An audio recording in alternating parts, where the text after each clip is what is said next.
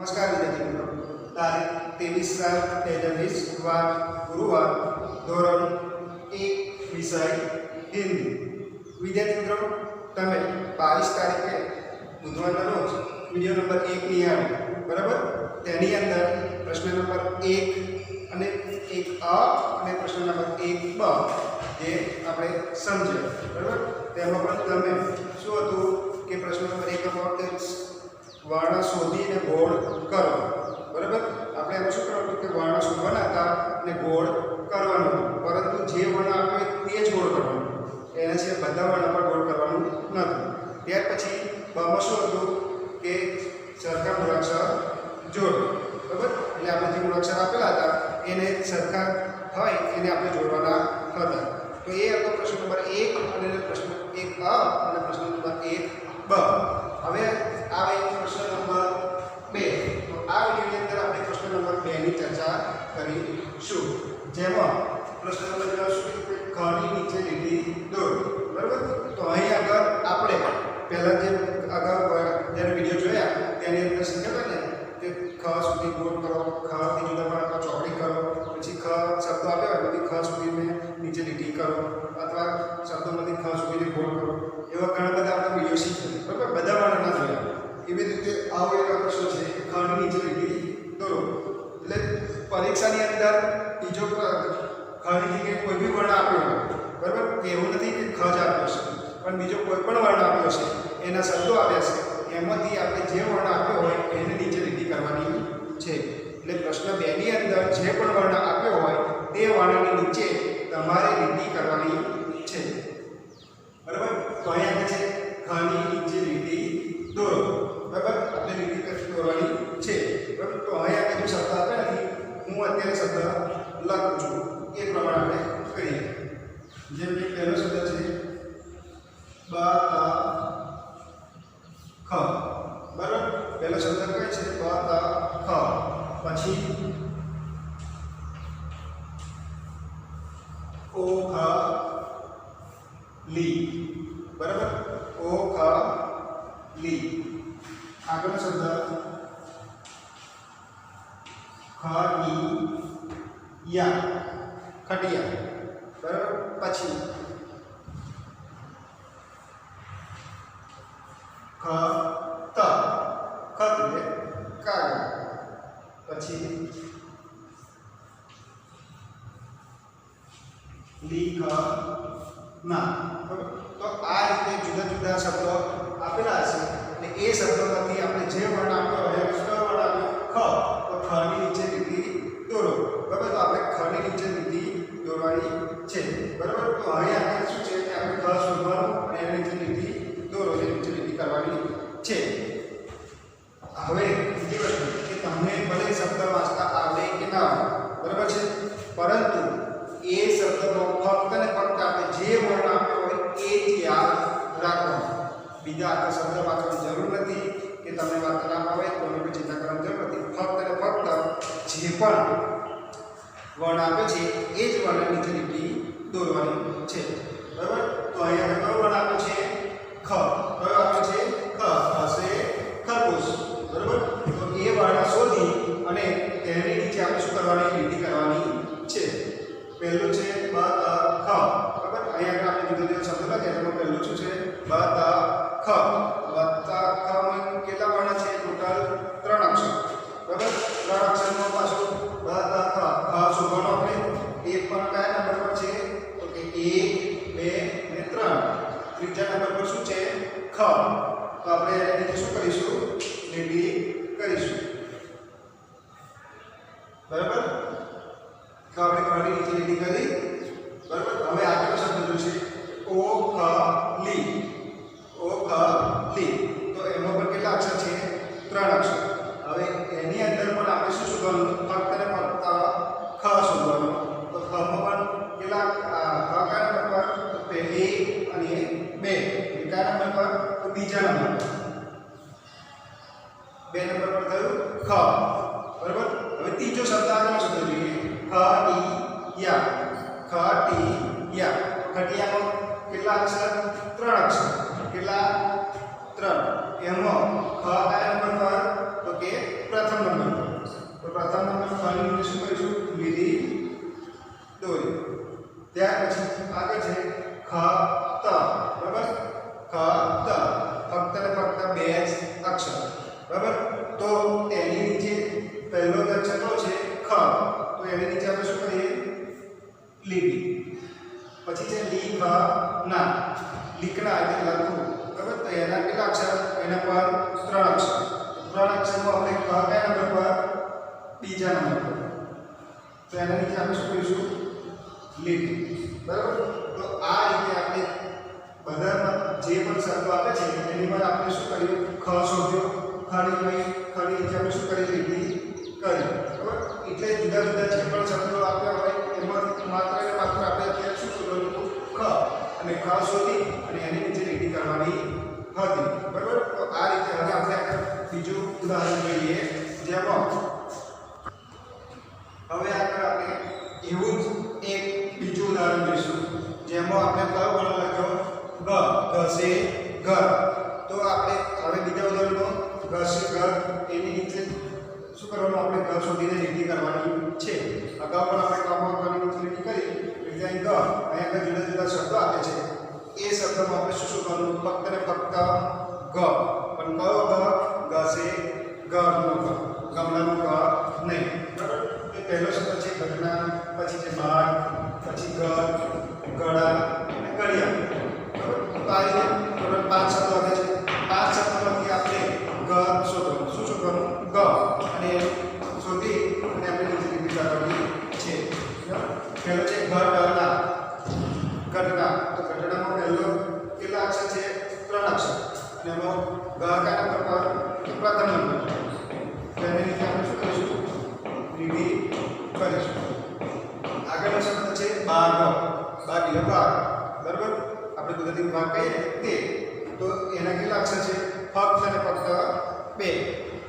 તો એમાં પણ આપણે ગ શોધીને એના રીતે શું કરીશું? લીટી. તો 1 ને 2. બીજા નંબર પર શું છે? ગ. ત્યાર પછી ઘર. ઘરમાં કેટલા શબ્દ? ફક્ત 2 શબ્દ. તો એમાં પણ ઘરની નીચે શોધીને શું કરવાનું? લીટી. તો ઘરનો ગ કયો છે? પ્રથમ અક્ષર. તો અહીંયા શું કરીએ આપણે? લીટી. ત્યાર પછી છે ગડા. એમાં પણ કેટલા અક્ષર? 2 જ.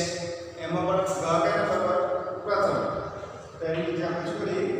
લીટી. આગળ છે ઘડિયાળ. બરાબર? ઘડિયાળ એટલે ઘડિયાળ. એ આપણે દિવાલ પર લગાવીએ તે. તો તેમાં કેટલા અક્ષર? કુલ 4 અક્ષર. કેટલા અક્ષર? 4. 4 અક્ષરમાં ગ કયા નંબર પર? તો કે પ્રથમ નંબર. બરાબર? તો એમાં પણ આ ગ. હવે આ આપણે જોયું કે ગની નીચે લીટી કરો. એ આપણે સમજી ગયા. હવે પ્રશ્ન નંબર 3 આવશે જેમાં વર્ણ જે આપ્યો હોય એને જુદા અક્ષર પર શું કરવાનું? આપણે ચોકડી કરવાનું. જેમાં આપણે જોઈએ કે પ્રશ્ન નંબર 3 ચ થી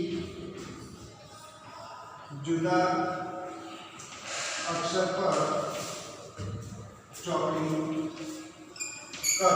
બરાબર? તો આપણે અહીંયા આગળ ચ થી જુદા અક્ષર પર ચોકડી કરો. તો આ રીતે અહીંયા પ્રશ્ન નંબર 3 નો આવશે. જેમાં અહીંયા જુદા જુદા વર્ણ આપ્યા છે અને તેમાં આપણે કયો ચ દોરવાનો? કયો વર્ણ જોવાનો? કે ચ. તો ચ વર્ણ શોધી તેનાથી જુદા અક્ષર. બરાબર? એટલે શું થયું? કે આનાથી જે જુદા અક્ષર તેના પર આપણે શું કરવાનું? ચોકડી કરવાનું. બરાબર છે? જેમ કે અહીંયા લખીએ આપણે ક, ખ, ચ, મ, ર, ચ,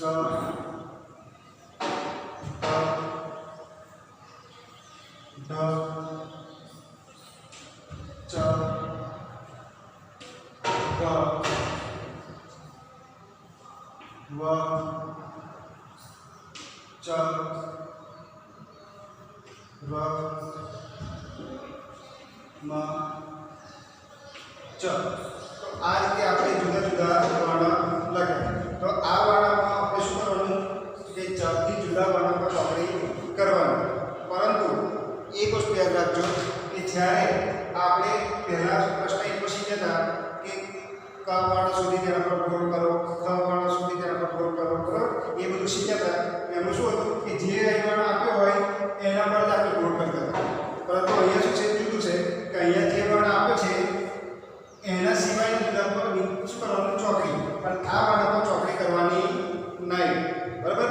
ભલે તમે આ સૂચના કદાચ વાંચી શકો, આપણને ના ખ્યાલ આવે તો પણ એક વસ્તુ યાદ રાખવાનું કે જે આ વર્ણ આપ્યો હોય એના પર કોઈ દિવસ ચોકડી કરવાની નહીં. આ વર્ણ સિવાય બધા પર શું કરવાની, ચોકડી કરવાની, બરાબર? હા, બોર્ડમાં જે વર્ણ આપ્યો એના પર જ ગોળ કરવાનું. અહીંયા આગળ શું છે કે અહીંયા આગળ જે વર્ણ આપ્યો હોય એના પર કોઈ દિવસ ચોકડી કરવાની નહીં, બરાબર? તો એમાં પ્રથમ જોઈએ કે પહેલો વર્ણ છે ક, બરાબર? તો ચ છે તો કે ના, ક છે ક, તો એના પર આપણે શું કરીશું, ચોકડી. બીજો વર્ણ છે ખ, ખ છે ખરગોશ, તો એના પર આપણે શું કરીશું, ચોકડી. પછીનો વર્ણ છે ચ, તો એ શું છે, અહીંયા પણ ચ છે એટલે આ ચ ને સરખા, એટલે આનાથી જુદા વર્ણ પર, પણ આપણને તો કેવા છે, સરખા, એટલે આના પર ચોકડી કરવાની નહીં. પરંતુ આગળનો વર્ણ મ છે તો ચ અને મ સરખા છે ના, એટલા માટે એના પર શું કરવું,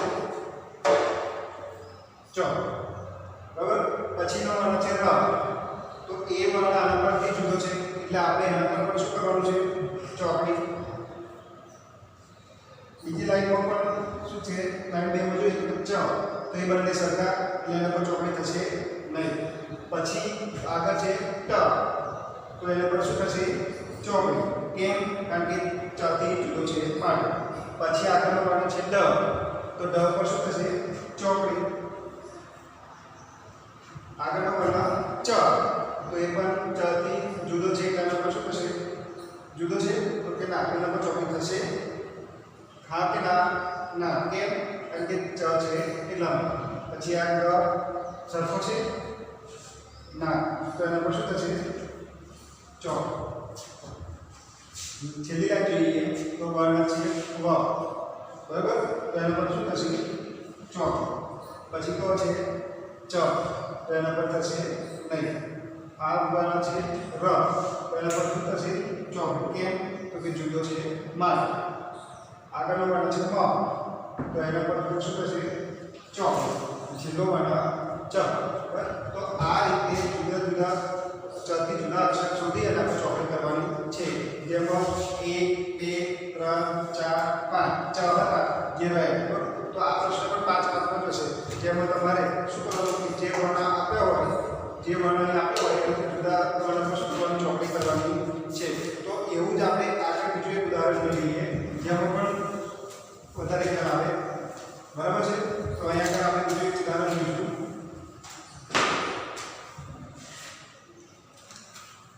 છ, બરાબર? છત્રીનો છ થી જુદા અક્ષર પર ચોકડી કર, બરાબર? તો 6 થી જુદા અક્ષર પર ચોકડી કરવાની છે. તો અહીંયા આપણે પ્રથમ લખીએ 6, બરાબર? પછી ગ 6 ચ ક ગ લ મ છ છ ન છ ગ ડ. તો આ રીતે આપણે જુદા જુદા વર્ણ લખ્યા. તો આ વર્ણની અંદર આપણે શું કરવાનું કે ફક્ત ને ફક્ત 6 થી જુદા અક્ષર પર ચોકડી કરવાની છે, બરાબર? પણ શું કે 6 થી જુદા અક્ષર શું કરવાનું, આપણે ચોકડી, બરાબર? 6 પર કરવાની નહીં, બરાબર છે? તો અહીંયા પણ આપણે 6 થી જુદા અક્ષર પર શું કરીશું, ચોકડી. જેમાં પ્રથમ વર્ણ છે 6, તો આ બંને કેવા છે, સરખા, તો એના પર ચોકડી આવશે નહીં. કેમ? કારણ કે આનાથી જુદા શોધવાનું, આના પર કરવાની નહીં એટલે અહીં નહીં આવે. આગળનો વર્ણ છે ગ, તો ગ ઉપર શું થશે ચોકડી. કેમ? કારણ કે 6 થી જુદો વર્ણ છે માટે. પછીનો વર્ણ છે છ, બરાબર. તો એના પર પણ આપણે ચોકડી કરીશું નહીં. કેમ? બંને સરખા આનાથી આપણે જુદો વર્ણ શોધવાનું માટે. તો હવે ચ, તો ચ પર શું કરીશું ચોકડી. 6 કરતા જુદો છે માટે. આગળનો વર્ણ પણ 6 કરતા જુદો છે, શું છે ક, તો એના પર શું કરીશું ચોકડી. પછીનો વર્ણ છે ર, તો એ પણ 6 કરતા પણ જુદો છે, તો એના પર આપણે શું કરીશું ચોકડી. આગળનો વર્ણ છે લ, બરાબર. તો આપણે 6 કરતા જુદો છે માટે એના પર આપણે શું કરીશું ચોકડી. પછીનો વર્ણ મ, તો એ પણ જુદો છે, તો એના પર શું થશે ચોકડી. આગળનો વર્ણ છ, તો એ શું છે સરખા, એટલા પર ચોકડી થશે નહીં.